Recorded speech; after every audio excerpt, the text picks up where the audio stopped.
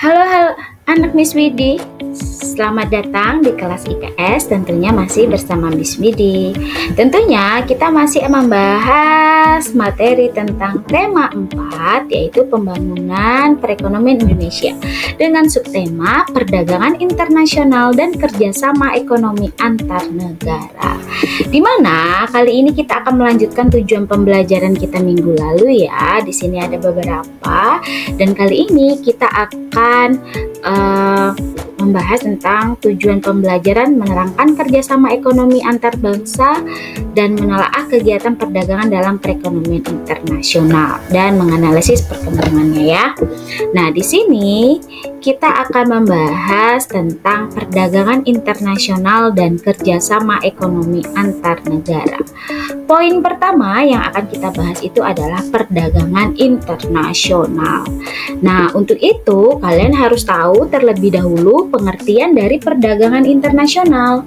Jadi, perdagangan internasional atau perdagangan antar negara adalah suatu proses tukar-menukar atau jual beli barang dan jasa yang terjadi antara dua negara atau lebih. Itu dia pengertian dari perdagangan internasional. Nah, di sini dalam perdagangan internasional itu dapat terjadi karena adanya perbedaan keunggulan komparatif antar negara. Jadi keunggulan komparatif ini keunggulan yang dimiliki oleh suatu negara yang tidak dimiliki oleh negara lainnya. Nah, dalam aktivitas perdagangan antar negara dikenal istilah ekspor dan impor. Jadi anak-anak Miss Widi harus tahu apa yang dimaksud ekspor, apa yang dimaksud dengan impor. Nah, ekspor adalah kegiatan menjual barang dan jasa dari dalam negeri ke luar negeri. Sedangkan impor adalah kegiatan membeli barang-barang dan jasa dari luar negeri. Nah, di sini untuk cara transaksi perdagangan internasional, pembeli dan penjual melakukan negosiasi terkait harga barang dan jasa. Setelah itu menyepakati cara dan metode untuk melakukan pembayaran. Di sini ada beberapa metode pembayaran. Yang pertama, pembayaran di muka. Nah, pembayaran uang muka ini terjadi ketika importir membayar eksportir sebelum barang dikirim. Metode ini digunakan ketika kelayakan kredit importir tidak diketahui eksportir atau ketika barang yang dikirim ya. Dalam metode ini diperlukan kontrak bisnis dengan klausul untuk melindungi dan menjamin kepentingan pembeli. Yang kedua ada letter of credit atau LC. Itu merupakan jaminan pembayaran bersyarat dari bank importir untuk barang yang dikirim oleh eksportir. LC diterbitkan oleh pihak bank di negara importir. Bank tersebut menyetujui dan membayar wesel yang ditarik oleh eksportir barang. Selanjutnya yaitu wesel inkasso dengan kondisi dokumen against payment dan dokumen against acceptance. Nah, wesel inkasso merupakan pengiriman dan penagihan dokumen ekspor oleh eksportir kepada importir dengan menggunakan jasa bank. Eksportir mengapalkan barang-barang yang diekspor dan baru dapat dikeluarkan setelah importir melakukan pembayaran. Dan yang keempat, perhitungan kemudian atau open account ya. Pembayaran pada perhitungan kemudian terjadi setelah barang diproduksi dan dikirim oleh penjual. Pembayaran dapat jatuh tempo 30, 60 atau 90 hari setelah pengiriman. Cara pembayaran ini terjadi jika pembeli layak kredit. Dan yang kelima, konsinyasi ya. Eksportir mengirimkan barang dagangan kepada importir dengan jangka waktu pembayaran sesuai dengan penjualan. Importir tidak memiliki kewajiban untuk membayar sampai penjualan terjadi dan uang hasil penjualan terkumpul.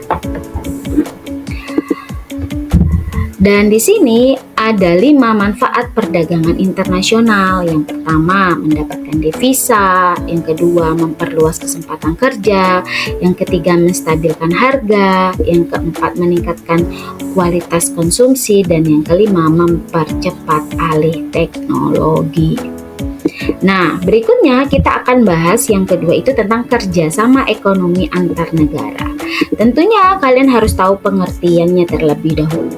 Jadi kerjasama ekonomi internasional adalah kerjasama yang saling menguntungkan di bidang ekonomi dilakukan satu negara dengan negara lainnya. Dengan kerjasama ekonomi internasional ini mencakup yang pertama perdagangan internasional barang dan jasa, kemudian pertukaran sarana atau faktor produksi, dan yang ketiga hubungan utang piutang yang timbul akibat perdagangan internasional dan pertukaran sarana atau faktor produksi. Dan untuk tujuan kerjasama ekonomi antar negara ini, yang pertama membebaskan negara-negara dunia dari kemiskinan, kelaparan, dan kebodohan. Yang kedua, membebaskan negara-negara dari keterbelakangan ekonomi.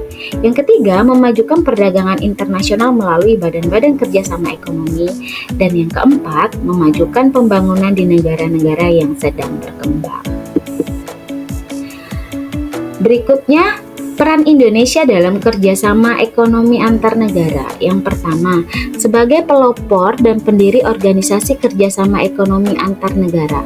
Hal ini terlihat antara lain pada pembentukan Asia Pacific Economic Cooperation atau APEC pada tahun 1989 dan ASEAN Free Trade Area atau AFTA pada tahun 1992. Yang kedua, sebagai anggota aktif organisasi kerjasama ekonomi antar negara, hal tersebut antara lain terlihat dari keikutsertaan Indonesia secara aktif dalam pertemuan kerjasama ekonomi.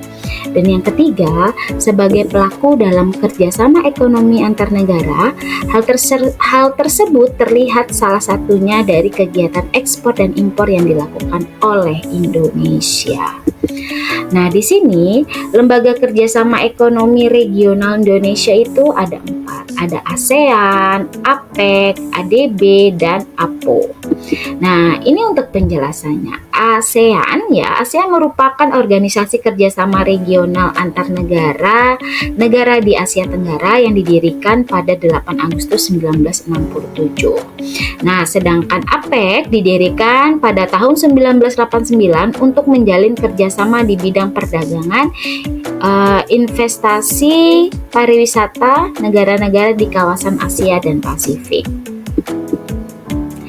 Dan ADB itu didirikan pada 19 Desember 1966 untuk meminjamkan dana, memberikan bantuan teknis kepada negara-negara yang sedang membangun.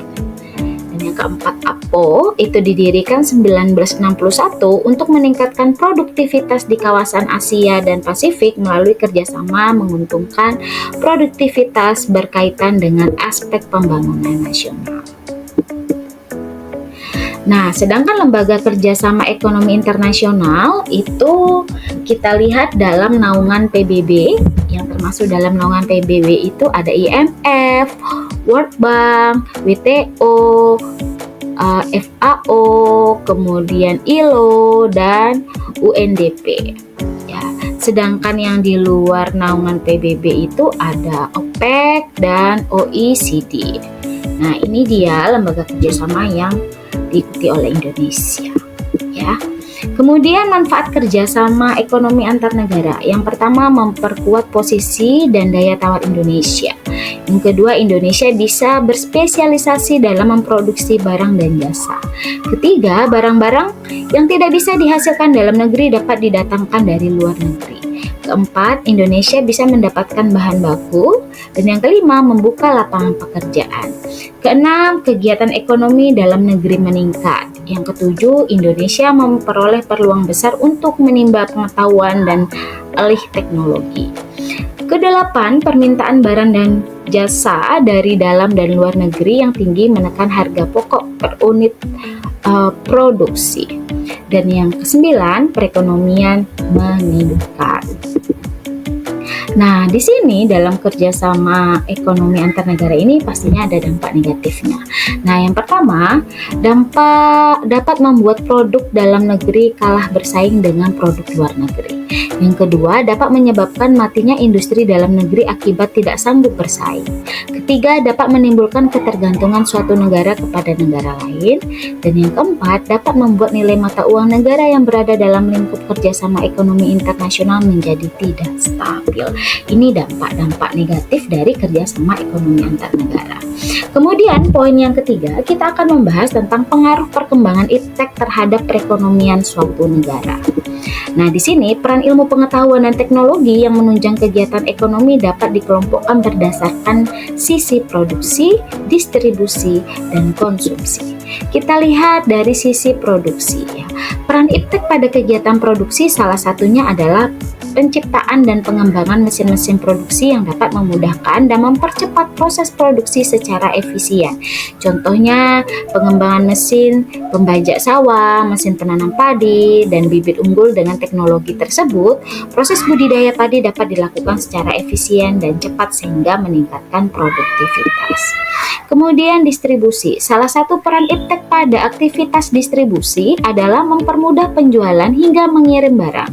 Kemajuan iptek yang berpengaruh terhadap aktivitas distribusi adalah pengembangan teknologi global positioning system atau GPS untuk menentukan letak lokasi secara akurat, mengukur jarak lokasi, dan mengetahui rute yang harus dilalui. Selain GPS, pengembangan aplikasi kurir online atau daring yang mempermudah kegiatan pengiriman barang dan jasa. Dan yang terakhir itu adalah konsumsi. Nah, contoh peran iptek pada aktivitas konsumsi adalah pengembangan teknologi pembelian barang dan jasa secara daring.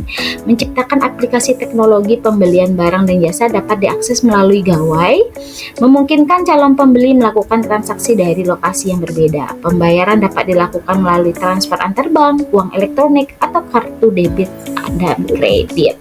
Nah, itu dia materi kita minggu ini. Terima kasih kalian sudah mengikuti video ini ya. Semoga video ini membantu kalian dalam belajar. Tetap semangat, sampai jumpa di next video berikutnya. Bye bye.